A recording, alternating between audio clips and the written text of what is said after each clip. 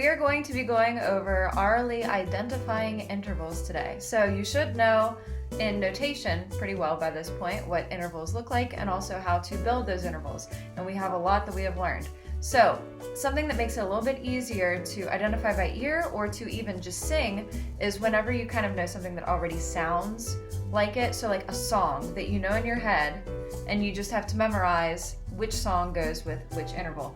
Now, whenever we were learning these, a lot of that information I put down in those lessons individually, but this lesson is going to put them all in one place, and you will find there's also a spreadsheet that has at least one song for each interval, and you can even go on and click YouTube links to listen to the original, or at least to listen to a professional do it.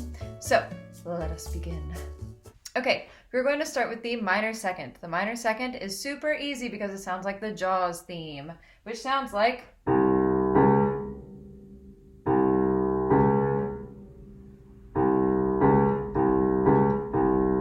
So you can think of that in a higher octave as well.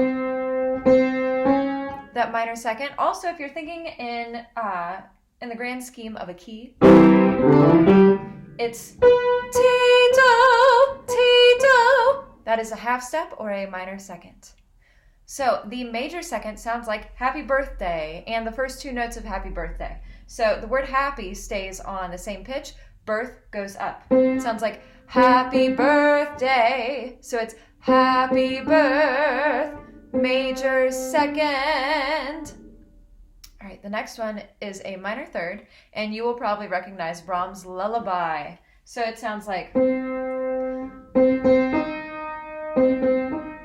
lullaby and good night. That interval is a minor third.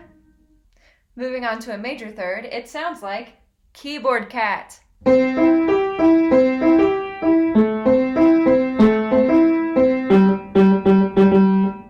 A perfect fourth sounds like here comes the bride. Here comes the bride. Perfect fourth. Here comes the bride.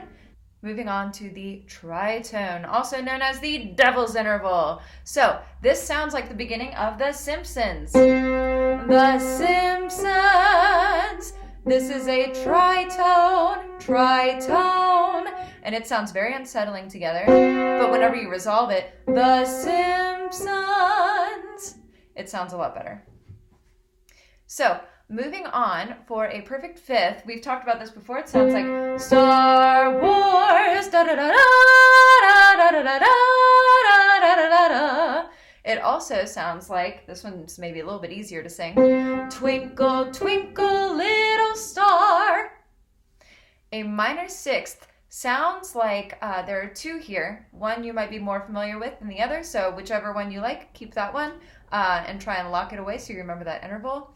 The first one I want to talk about is Mozart's Lacrimosa. So there's a link in the spreadsheet, so I hope you give that a listen if you forget what it sounds like. That was in the minor sixth and major sixth assignment that was assigned last semester. And the beginning of it sounds like Lacrimosa. So those first two notes of the melody, la, la. It also sounds like a pop song that you might know, and that is We Are Young. I don't know the song very well. I'm going to take a stab at it. Let me pull up the lyrics. All right. This is in the chorus, and it's going to be on the word fire. That's going to be our minor sixth.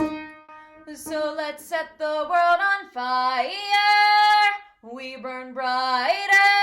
Sound brighter, too. Fire. That's a minor sixth. You might be more familiar with that song than the Lacrimosa. So the major sixth sounds like the NBC theme. If you're not very familiar with the NBC theme, that's okay because there is another example. But that sounds like NBC, and it's between the N and the B, major sixth. And then it also sounds like my Bonnie lies over the ocean. My Bonnie, my ba. That is a major sixth. The minor seventh sounds like Somewhere from West Side Story. It's a song that comes closer to the end of that musical, if you're not familiar with it. There's a link in the spreadsheet. It sounds like these are the first two notes in the melody. It goes, there's a place for us, there's a minor seventh, and then moving on to our major seventh. It sounds like Take On Me, that 80s hit from Aha, and it sounds like the chorus. So the beginning of the chorus. Take on me, take on me. Listen again. Take on. And then it resolves to me. And then we have our octave, which should be something that we all probably know. And it's Over the Rainbow from The Wizard of Oz. Someone